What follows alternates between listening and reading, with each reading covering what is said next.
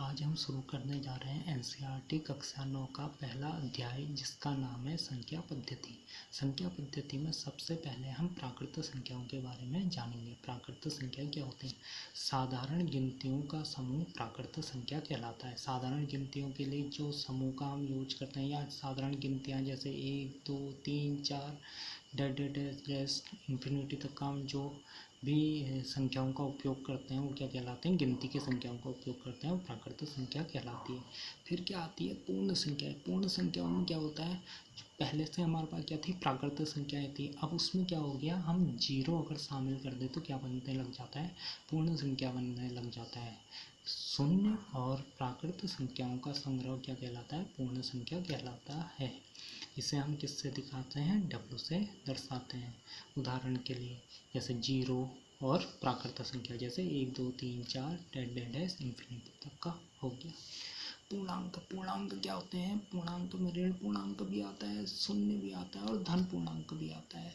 ऋण पूर्णांक जैसे -1, -2 डैश माइनस इन्फिनिटी तक का जो जितने भी होंगे वो किसके अंदर आएंगे? ऋण पूर्णांक के अंदर। शून्य के अंदर तो जीरो आ गया और धन पूर्णांक के अंदर 1 से लेके इन्फिनिटी तक का जितने भी होते हैं। तो ऋण पूर्णांक, शून्य और धन पूर्णांक का जो योग कहलाता है वो क्या कहलाता है? पूर्णांक कहलाता है।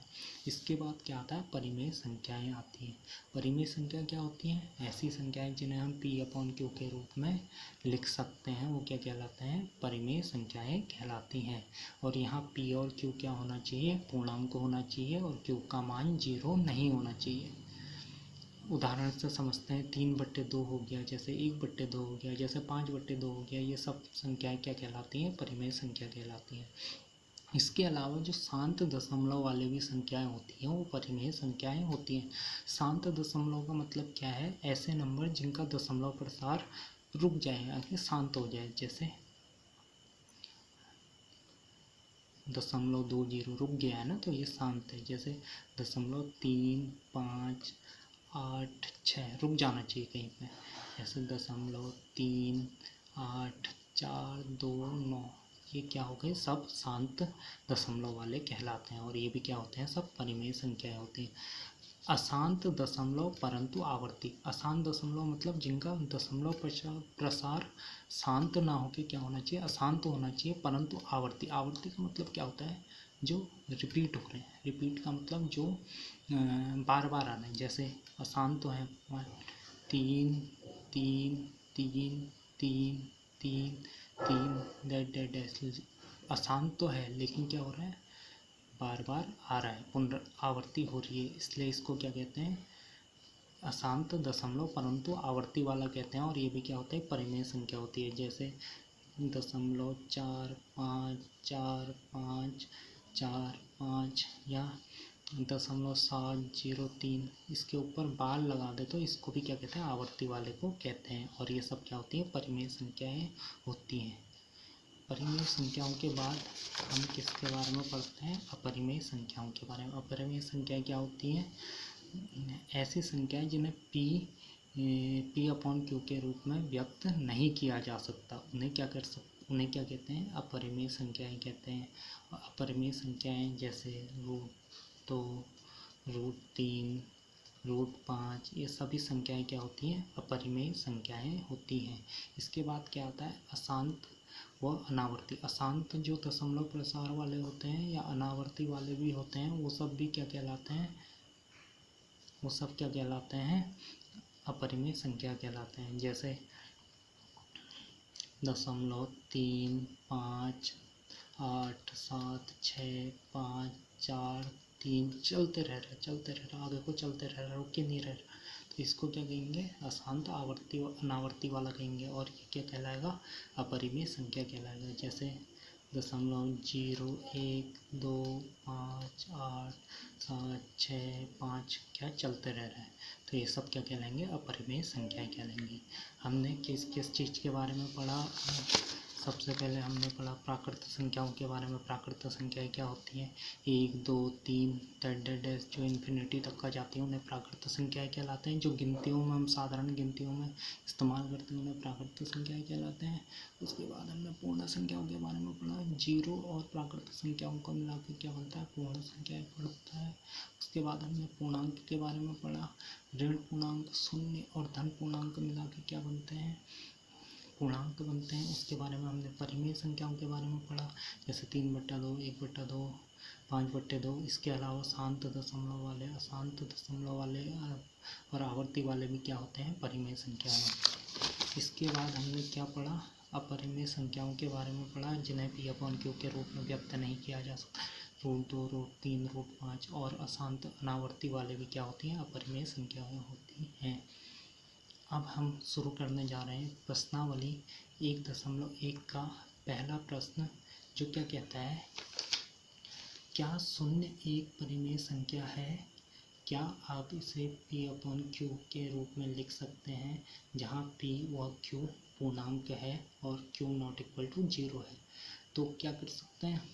तो ऐसे प्रश्न को करने से पहले देखते हैं हम क्या कह रहे हैं। प्रश्न में क्या पूछ रहा है पहले एक बार और पढ़ लेते हैं। क्या शून्य एक परिमेय संख्या है? पहले हम इस सवाल का जवाब देंगे। क्या शून्य एक परिमेय संख्या है? तो हाँ, शून्य क्या है? एक परिमेय संख्या है। शून्य एक परिमेय संख्या। अब क्या करना है हमें? क्या आप इसे P/Q के रूप में लिख सकते हैं? हाँ, P/Q के रूप में लिख सकते हैं, जहाँ P और Q पूर्णांक हो और Q ≠ 0 है। Q क्या नहीं होना चाहिए? Q ≠ 0 होना चाहिए। पर पूर्णांक में Q तो आता है, P पूर्णांक में 0 तो आता है, तो हम क्या कर देंगे? P को 0 कर देंगे। जैसे 0/1, 0/2, 0/5, 0/6, 0/7।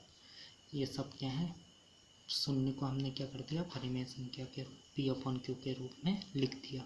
और जहाँ Q ≠ 0 हुआ, Q का मान क्या है? 1 है, 2 है, 5 है, 6 है, 7 है और Q 0 भी नहीं है। इसका मतलब क्या हो गया? शून्य एक परिमेय संख्या हो गया। हमने उसे P/Q के रूप में भी लिख दिया, जहाँ Q 0 नहीं है, क्योंकि Q की वैल्यू 2, 5, 6, 7 है। आओ हम अब दूसरा प्रश्न देखते हैं।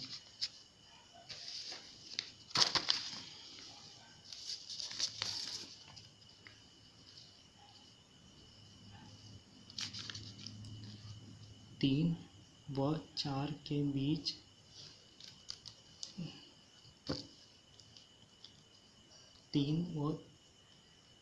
तीन व चार के बीच 6 परिमेय संख्या ज्ञात कीजिए। हमें क्या करना है?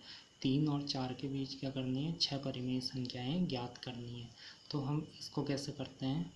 इसको करने के लिए हम क्या करते हैं? जितनी परिमेय संख्या निकालनी होती है उसमें एक जोड़ते हैं पहले। 6 धन 1 बराबर क्या हो गया? 7 हो गया। जैसे ही 6 धन 1 बराबर 7 किया, तो हमें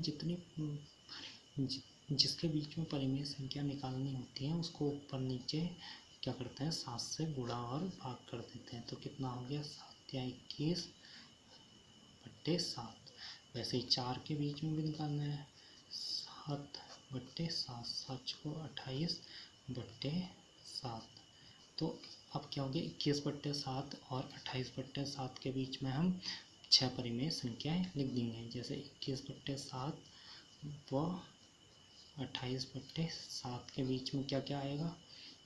क्या आएगा? एक आएगा 22/7, एक आएगा 23/7, एक आएगा 24/7, एक आएगा 25/7, एक आएगा 26/7, एक आएगा 27/7।